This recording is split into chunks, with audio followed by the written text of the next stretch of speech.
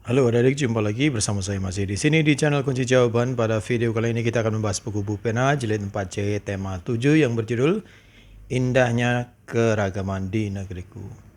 Untuk mempersingkat waktu langsung saja dibuka bukunya adik-adik, halaman 137. Di sana ada ayo berlatih bahasa Indonesia. Tapi sebelumnya silakan adik-adik membaca dulu sebuah teks yang berjudul Menciptakan Kerukunan di Sekolah. Tugasnya ada di belakangnya. Dari nomor 1, tuliskan kata-kata sulit yang terdapat dalam teks tersebut pada tabel berikut. Lalu carilah kata-kata sulit tersebut pada Kamus Besar Bahasa Indonesia atau KBBI. Untuk nomor 1 udah dikerjakan sama bukunya. Kata sulitnya adalah mufakat, artinya adalah telah tercapai kesepakatan. Adapun nomor 2 dan nomor 5 sudah saya tuliskan di sini ya adik-adik ya. Nomor 1 tadi sudah dituliskan sama bukunya. Nomor 2, suku. Arti dari suku adalah golongan orang yang seturunan. 3. Santun artinya adalah halus dan baik. 4. Pendapat artinya adalah pikiran atau anggapan. 5. Gotong royong artinya adalah bekerja bersama-sama. Nomor 2. Tuliskan gagasan pokok dari setiap paragraf pada teks tersebut. Gagasan pokok pada paragraf pertama adalah penduduk Indonesia terdiri dari berbagai suku bangsa. Paragraf kedua, ide pokoknya adalah cara pertama untuk menciptakan kerukunan di sekolah adalah bersikap santun. Paragraf ketiga, cara kedua untuk menciptakan kerukunan di sekolah adalah menghargai pendapat orang lain. Dan pada paragraf keempat, ide pokoknya adalah cara terakhir untuk menciptakan kerukunan di sekolah adalah bergotong royong. Kita lanjutkan ke halaman 140. Ada ayo berlatih IPA. Nomor 1, apa yang dimaksud dengan magnet? Jawabnya adalah gaya berupa tarikan atau dorongan yang ditimbulkan oleh magnet terhadap suatu benda. Nomor 2, tuliskan 3 contoh benda yang dapat ditarik magnet. Ada peniti, paku, besi, dan silakan adik-adik tambahkan sendiri jika kurang banyak. Nomor 3, tuliskan manfaat dari gaya magnet dalam kehidupan sehari-hari.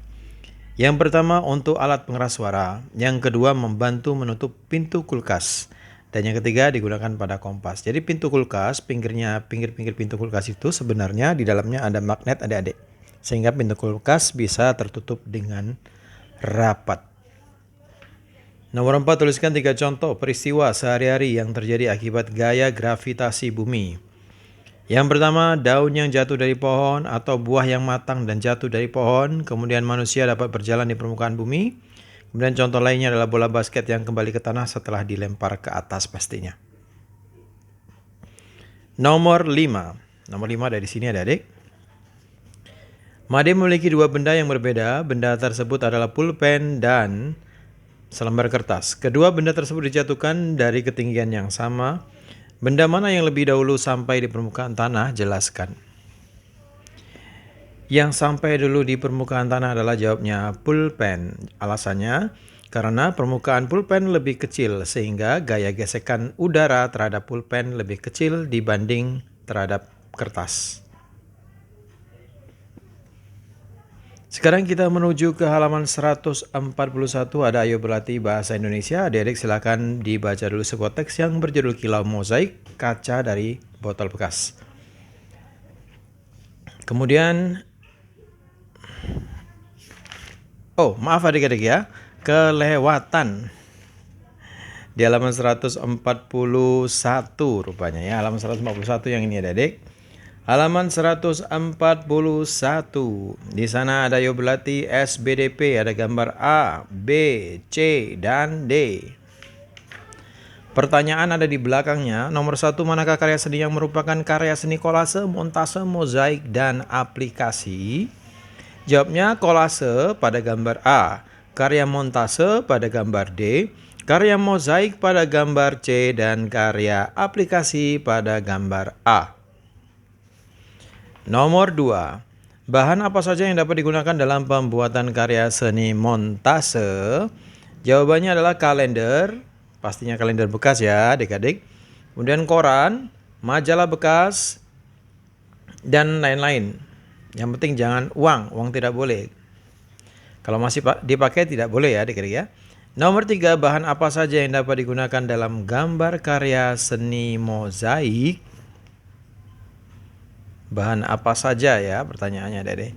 Jawabnya adalah cangkang telur, potongan kertas, pecahan keramik, dan lain-lain. Nomor 4, tuliskan 4 macam bahan bekas yang dapat dimanfaatkan dalam pembuatan karya seni teknik tempel.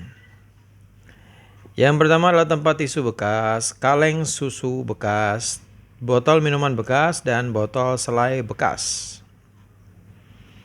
Nomor 5, apa persamaan dari keempat karya seni tersebut antara mozaik, kolase, montase, dan aplikasi? Jawabannya adalah sama-sama karya seni tempel menggunakan perekat. Halaman 142 di bawahnya ini, adik-adik ada ayo berlatih bahasa Indonesia. Adik-adik baca dulu sebuah teks yang berjudul Kilau Mozaik Kaca dari Botol Kertas. Setelah itu, nomor 1, buatlah 5 pertanyaan berdasarkan teks yang sudah kamu baca. Ada 5, sudah saya buatkan di sini adik-adik. Yang pertama, kemudian nomor 2 apa? Tukarkan pertanyaan-pertanyaan dan temanmu sebelummu untuk menjawabnya. Oh, ini ada pertanyaan dan ini jawabannya, adik-adik ya. Baiklah, sudah saya tulis di sini pertanyaannya terlebih dahulu. Nomor 1, karya apakah yang dibahas dalam teks tersebut? Jawabnya adalah karya mozaik. Nomor 2, siapakah seniman asal Inggris yang telah menciptakan karya dari bahan bekas? Jawabnya adalah Nicky Ella Whitlock. Nomor 3, dari manakah seniman itu mendapatkan bahan karyanya? Jawabnya dari toko barang bekas dan tempat sampah. Nomor 4, bagaimana cara seniman itu mengolah bahan yang sudah dikumpulkan? Jawabnya dengan cara dipecahkan lalu dirangkai menjadi suatu pola.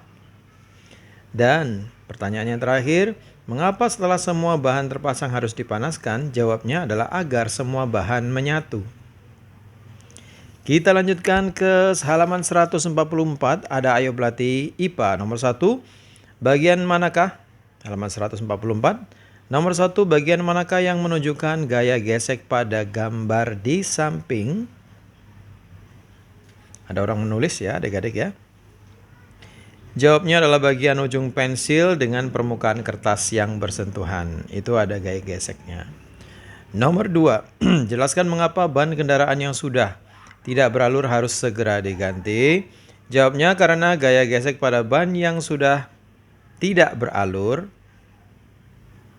Saya ulangi adik-adik, karena gaya gesek pada ban yang sudah, ini ada tidaknya ya adik-adik ya, yang sudah tidak beralur sangat kecil sehingga dapat menyebabkan ban mudah tergelincir. Kemudian nomor 3, tuliskan contoh gaya gesekan dalam kehidupan sehari-hari, jelaskan pula manfaat gaya gesek bagi manusia. Contoh gaya gesek dan manfaatnya. Oke, contoh yang pertama adalah alas sandal dibuat beralur. Manfaatnya agar kita tidak mudah terpleset. 1. Nomor 2, contohnya adalah alas sepatu bola diberi pul. Manfaatnya adalah agar tidak mudah terpleset. 2. Nomor 3, rem sepeda. Manfaatnya adalah berguna untuk memperlambat gerak ban atau memberhentikan gerak ban. Kita lanjut ke halaman 145. Ada ayo berlatih IPS adik-adik.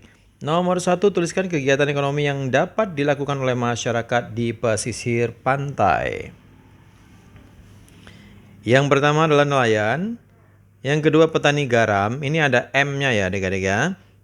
Yang ketiga adalah pemandu wisata. Selanjutnya nomor 2, tuliskan pada tabel berikut tanaman yang dibudidayakan sesuai lokasinya. Dataran tinggi, jenis tanaman yang biasanya ditanam adalah bayam, kangkung, tomat. Dataran rendah ya adik-adik ya. Di dataran rendah, saya ulangi, yang ditanam jenis tanamannya adalah bayam, kangkung, tomat. Di dataran tinggi, tanaman yang ditanam biasanya adalah apel, teh, kopi. Dan di pesisir pantai. Di pesisir pantai ini ada kelapa, bakau, ketela pohon. Nomor 3, tuliskan pada tabel berikut hewan yang dibudidayakan sesuai lokasinya. Lokasi dataran rendah, Jenis hewan yang dipelihara di sana atau dibudidayakan adalah sapi potong, unggas, dan kambing. Kalau di dataran tinggi adalah sapi perah, unggas, dan kambing. Kalau di pesisir pantai ada sapi potong, unggas, ikan air payau. Nomor 4, tuliskan 3 manfaat beternak sapi bagi masyarakat. Apa manfaatnya? Yang pertama adalah sebagai bahan pangan dan bahan minuman. Yang kedua, diambil kulitnya. Bahan minuman ini bukannya daging diminum ya adik-adik ya, tapi susunya adik-adik. Yang ini diambil kulitnya untuk kerajinan tas dan diambil kotorannya sebagai pupuk. Nomor 5, bagaimana cara melestarikan sumber daya hutan agar tetap dapat dimanfaatkan untuk kegiatan perekonomian? Ya, yang pertama adalah melakukan reboisasi dan yang kedua adalah melakukan tebang pilih tanam. Setelah ditebang, dengan tebang pilih baru kita tanam lagi pohonnya. Maksudnya kita tanam pohon yang baru gitu, bukan tadi habis ditebang ditanam lagi, tidak ya adik-adik. Maksudnya adalah kalau kita menebang satu, kita harus menanam 1000 pohon. Karena 1000 pohon yang kita tanam tadi masih kecil. Butuh waktu bertahun-tahun untuk menjadi pohon yang akan kita tebang tadi. Untuk menjadi pohon yang sebesar kita akan tebang tadi. Oke, sekarang kita lanjut ke PKN halaman 146. Nomor 1, mengapa kita harus menyikapi keragaman dengan bijaksana? Jawabnya, agar tercipta kerukunan dan kedamaian. Siti nomor 2, Siti berasal dari suku Sunda. Siti hanya mau bermain dengan teman yang sesuku dengannya. Suatu hari Siti jatuh sakit. Sudah seminggu ia tidak masuk sekolah. Pertanyaannya yang A. Apakah kamu setuju dengan sikap Siti? Jawabnya adalah tidak setuju. Nomor 2. Apakah sikap Siti tersebut dapat menyebabkan perpecahan dalam keragaman? Jelaskan alasanmu. Jawabnya adalah ya, benar. Hal itu karena Siti hanya mau bergaul dengan teman sesukunya saja. C. Jika kamu menjadi teman Siti dan mengetahui Siti sedang sakit, bagaimana sikap yang sebaiknya kamu lakukan? Jawabnya adalah saya akan menjenguknya dan mendoakan agar lekas sembuh. Baiklah adik-adik, sampai di situ dulu perjumpaan kita pada video kali ini. Kita akan lanjutkan ke IPS halaman 149. Baiklah, jangan lupa diulang-ulang lagi pelajarannya adik-adik ya. Semoga bermanfaat. Jangan lupa di like dan di komen dengan sopan dan di share kepada teman-temannya. Bagi yang sudah subscribe, terima kasih banyak atas dukungannya. Bagi yang belum, silakan di subscribe jika video ini bermanfaat untuk Anda.